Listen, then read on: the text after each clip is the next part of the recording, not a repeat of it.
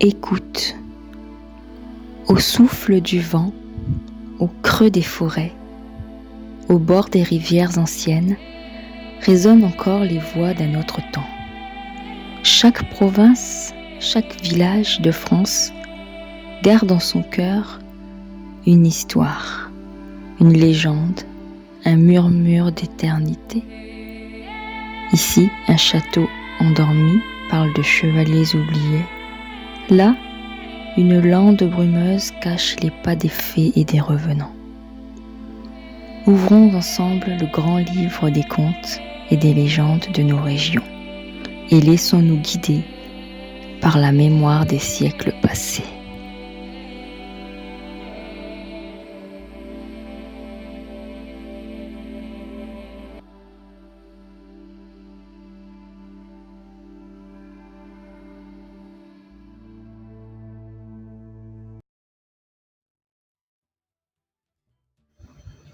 L'Éternueux.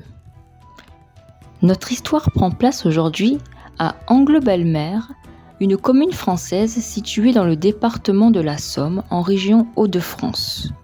La commune est située à 30 km environ au nord-est d'Amiens et à 7 km au nord-ouest d'Albert. Notre histoire se nomme l'Éternueux. Près de la route d'Angle-Belle-Mer se tenait autrefois un homme qui passait toutes les nuits à éternuer d'une façon continue. À quelques heures que l'on put passer en cet endroit, on n'entendait que des « Hatchi, hatchi, hatchi » sans cesse répétés. Aussi, les passants s'enfuyaient-ils en disant « C'est l'Éternueux ».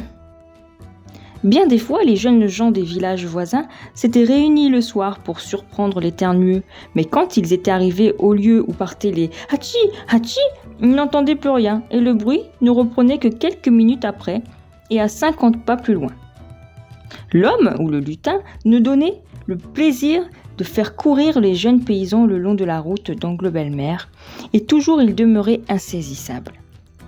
On avait fini de guerre lasse par s'habituer à l'Éternueux et comme le lutin n'avait jamais fait de mal à personne, on en vint à ne plus craindre de passer par la route et l'on se contenta de se signer dévotement quand le bruit bien connu parvenait aux oreilles. Un soir d'été, par un beau clair de lune, un paysan revenait d'un marché voisin. Bientôt il entendit les « Hatchi » de l'Éternueux et il ne s'en inquiéta pas.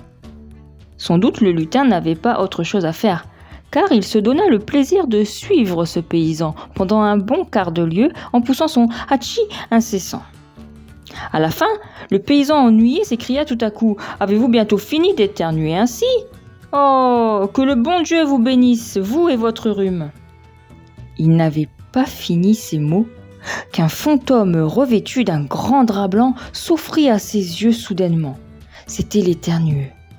« Merci, ami, tu viens de me délivrer d'un grand supplice. À la suite de mes péchés, Dieu me condamna à errer autour de ce village en éternuant sans trêve ni repos, du soir au matin, jusqu'à ce qu'un vivant charitable me délivrât en me disant « Dieu vous bénisse ». Bien des années se sont passées depuis ce temps. Il y a pour le moins 500 ans que je viens ici en éternuant toujours dès que je vois un voyageur. Aucun ne m'avait dit « Dieu vous bénisse ». Heureusement que ce soir, j'ai eu la bonne idée de te suivre et que tu m'as délivré pour toujours. Encore une fois, merci. Adieu. Le fantôme disparut aussitôt et l'homme put rentrer à Angle-Belle-Mer pendant que l'Éternueux, délivré de son supplice, prenait sans doute le chemin du ciel. À partir de ce jour, on n'entendit plus le soir sur la route les « Hatchi » du lutin. C'est de là, ajoute-t-on, que date la coutume de dire à celui qui éternue « Dieu vous bénisse » et celle de répondre à ce souhait par un « Dieu vous le rende ».